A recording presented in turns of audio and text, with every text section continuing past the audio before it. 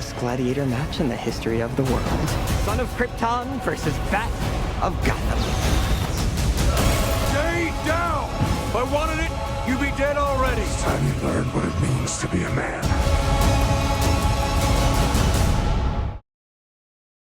Hey YouTubers, it's Charlie. So new Batman v Superman promo, little bit of new footage, but mostly I wanted to talk about Doomsday. I say the vast majority of you guys are mostly familiar with him from the Death and Return of Superman. He's appeared a few times in the comics, but there's always the question as to like where he ranks in terms of like all-time Superman villains, because I feel like some of his stories aren't the best Superman stories. There are like a couple good Doomsday stories. You know, obviously the Death and Return of Superman is probably the best, but Hunter Prey is another good one because that was like their first rematch after Doomsday killed Superman and he came back. So that actually happened pretty close to the Death and Return storyline. It was also a big Cyborg Superman Darkseid story. So, you know, I kind of like the resolution because it leads to Darkseid coming back too, as Superman comes back. I know everybody is wondering, like, what is the next step for Justice League? Because if you kill Doomsday, and obviously he'll come back because that's his whole thing. Like, you kill him and he gets stronger. Who's going to be the next villain for Justice League? Because Doomsday seems more like a Superman villain, so he would arguably come back in the Man of Steel sequel, which is still happening, even though it seems like everyone's more excited about the new Batman trilogy. Man of Steel 2 is still in development, we just don't know when it's going to come.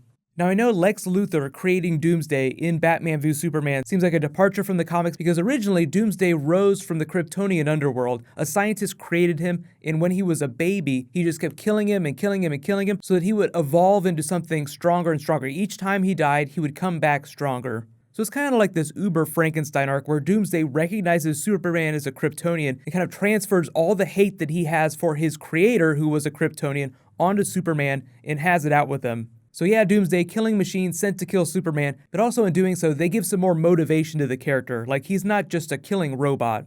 The reason I think Doomsday doesn't rank super high on everyone's list of DC villains, he's very powerful, but as a character, he's just not as compelling as, say, like the Joker. He's kind of like this big, dumb, brute Frankenstein character. Now, he has evolved slowly over time, so we'll have to see what Batman v Superman does with him, like if he's actually a character or if he's just like a finger puppet for Lex Luthor. Like, I'm gonna create this devil and just let him go. Like, is there a character inside this monster? But unless you've been reading DC Comics continuously, especially Superman's titles for the last like 10 or 15 years, you may have missed a couple big Doomsday arcs. There was a story called Sentience where Lex Luthor regrew or like recreated Doomsday in a lab. It was intended to be this special homecoming kind of thing because it was the 100th issue, like the issue that he came back in, that Lex Luthor brought him back in, was the 100th issue since Doomsday killed him during the Death of Superman arc. So it had been 100 issues and we're like, okay, we're going to bring back Doomsday and Lex Luthor's going to be the one to do it. Now in this version of the story, he uses Superman's Kryptonian DNA to bring him back, but obviously in the movie in Batman v Superman, it's going to be Zod's DNA. Now, it ended up spiraling into this much bigger thing where Darkseid tries to create this clone army of Doomsdays, but really the whole point of the issue, the whole point of bringing Doomsday back to fight with Superman again, was so that Superman could have the last word, like tell him off, like, you will never be able to beat me again. And at this point, Doomsday had actually evolved a mind, so he could actually understand what Superman was telling him. And Superman was just telling him to GTFO. It was like, you know, finally telling him off. Now, obviously, Greg Pak brought him back during the New 52. So Doomsday is always going to keep coming back, but that was before the New 52 reboot. Now, if you haven't read it, New Krypton is an amazing comic book arc. It's a great Brainiac arc. It's a great arc for Superman in general. And they're kind of almost doing a version of it on Supergirl, the TV show right now. I mean, not really. There's Kryptonian things happening on Supergirl. They're not literally doing the New Krypton arc, but I think that they could.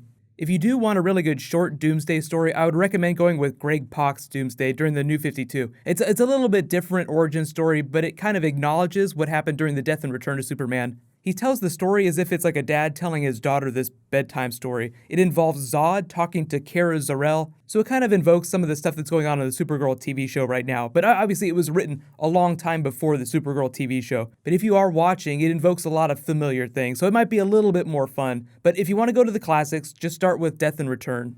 Just getting back to the movie, it looks like there's a long process between Zod's Kryptonian-looking body here and this monstrosity here. So in case you missed it, in the last big trailer, there was this incubation device. It looked a lot like a twisted birthing chamber from the original Man of Steel movie. So it looks like Lex tries to reverse engineer the Kryptonian birthing process. It's going to be really disgusting, really weird, and really awesome at the same time. Like, I really feel like Zack Snyder's going for David Lynch levels of weirdness, like Eraserhead levels of weirdness. And if you haven't seen Eraserhead, be careful and don't eat lunch before you watch it.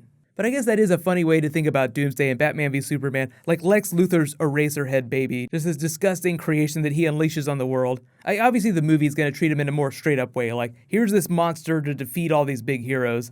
But I just can't wait to see like an end credits tag where a Doomsday fist just like slams up through the rubble like, I'm not dead, I'm coming back.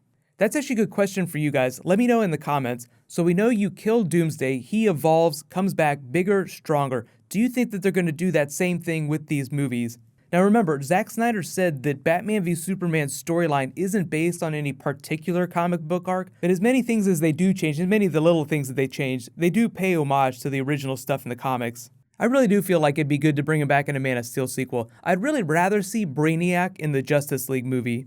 The list of villains big enough to warrant the Justice League is actually pretty small, so it's actually harder to find a villain that's compelling enough that all those superheroes have to team up to defeat them.